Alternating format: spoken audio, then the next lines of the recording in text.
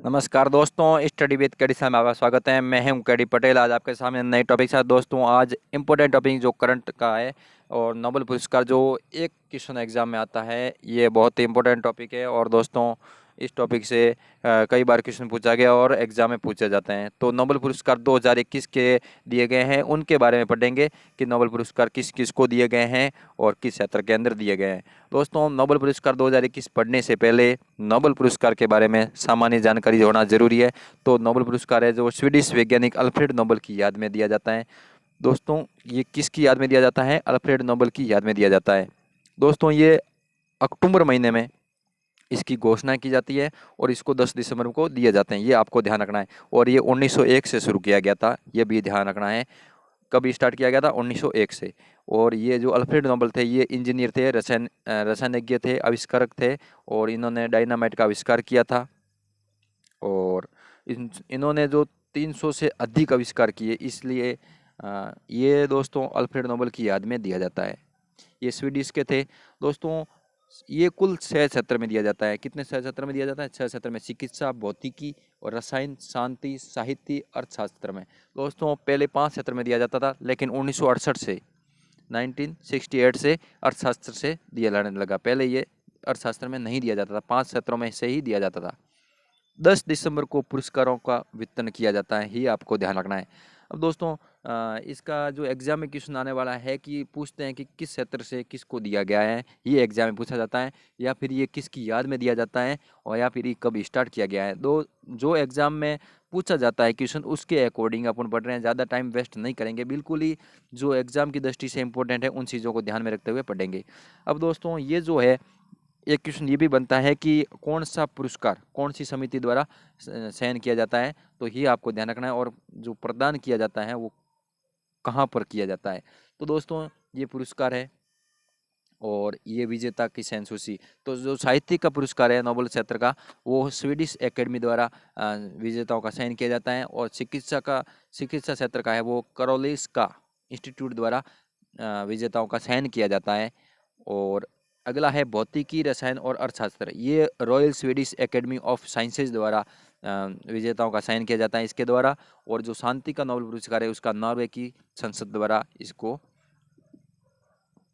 विजेताओं का चयन किया जाता है, ये आपको ध्यान रखना है। दोस्तों, बहुत ही इंपॉर्टेंट है, यहाँ से ये क्वेश्चन बनता है कि शांति का नोबेल पुरस्कार है वो किस के द्वारा जो विजेताओं का चयन किया जाता है, तो वो है नॉर्वे की संसद द्वारा। एक ध्यान रखना है आपको दोस्तों, ये जो सभी है, ये जो साहित्य, चिकित्सा, भौतिकी, रसायन और अर्थशास्त्र है, ये प्रदान किए जाते हैं स्टॉकहोम स्वीडन के अंदर। और जो ये शांति का नोबेल पुरस्कार है, ये नॉर्वे की संसद द्वारा और चयन किया जाता है और ओस्लो, नॉर्वे में दिया जाता है, ये आपको ध्यान रखना है। बाकी एग्जाम में क्वेश्चन पूछने के चांस कम है, लेकिन इसका ज़्यादा है, क्योंकि ये एक जगह पर एक ही पुरस्कार है, बाकी ये सब एक साथ है। तो दोस्तों, अभी देख लेते हैं कि 2021 के अंदर किस किस को दिए गए हैं, क्योंकि एग्जाम में ये पूछे जाते हैं करंट से रिलेटेड क्वेश्चन। तो साहित्य का नोबेल पुरस्कार है, बहुत ही इंपॉर्टेंट है दोस्तों, ये क्वेश्चन आने के पूरे चांस है। साहित्य का नोबेल पुरस्कार ये अब्दुल रज्जाक गुरना को दिया गया है, ये उपन्यासकार हैं, इनको 2021 का साहित्य का नोबेल पुरस्कार दिया गया है, ये आपको ध्यान रखना है। अगला दोस्तों है शांति का नोबेल पुरस्कार, ये भी इंपॉर्टेंट है।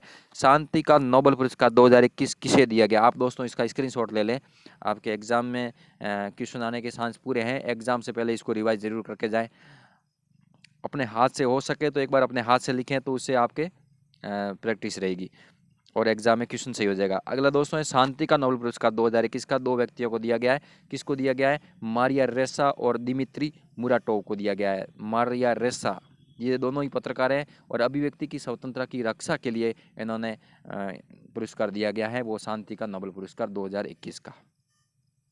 बहुत ही छोटा टॉपिक है सर, आपको इतना एक सिर्फ 5 या 6 लाइन में एक पेज के अंदर आपको एक नंबर एग्जाम में ये दिला सकता है टॉपिक, इतना छोटा टॉपिक और इम्पोर्टेंट है। अगला है अर्थशास्त्र का नोबेल पुरस्कार, जो 3 व्यक्तियों को दिया गया है। अर्थशास्त्र का 1968 में स्टार्ट किया गया और ये 2021 में 3 व्यक्तियों को दिया गया है। David card, जेसुआ D एनग्रिस्ट, Guido W immense, ये 3 व्यक्ति है। आप ध्यान रखें, डेबिट कार्ड आपको पता ही है, डेबिट कार्ड किससे संबंधित है? आर्थिक संबंधित है, अर्थ से संबंधित है, धन से संबंधित है।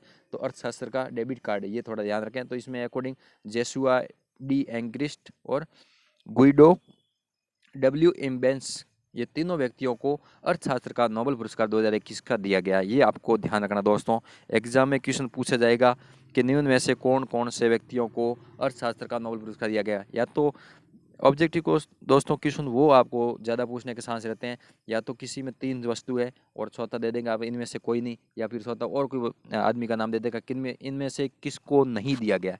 तो 3 तो ये हो गए और चौथा कोई भी नाम होगा वो नहीं होगा। और दोस्तों एक होता है कि इनमें से कौन सा है, तो या तो 1 या 3, ये वाले चांस ज़्यादा रहते हैं ऑब्जेक्टिव टाइप क्वेश्चन को पूछने के लिए। अगला दोस्तों है भौतिकी का नोबेल पुरस्कार 2021 का 3 व्यक्तियों को दिया गया है। शिकुरो मोनेबो, दूसरा है जियोर्जियो पेरिसी और तीसरा है क्लाउस हेसलमैन। इन 3 व्यक्तियों को दिया गया है। और जो शिकुरो मोनेबो है और क्लाउस हेसलमैन है, इनको पृथ्वी की जलवायु के भौतिक मॉडलिंग के लिए दिया गया है भौतिकी में नोबेल पुरस्कार 2021 का। ये आपको ध्यान रखना है। और ग्लोबल वार्मिंग के पूर्व अनुमान की परिवर्तनशीलता का मापन के लिए इन्होंने काम किया है, इसलिए इनको भौतिकी में नोबेल पुरस्कार 2021 दिया गया है। ये आपको ध्यान रखना है। अगला दोस्तों है रसायन में नोबेल पुरस्कार।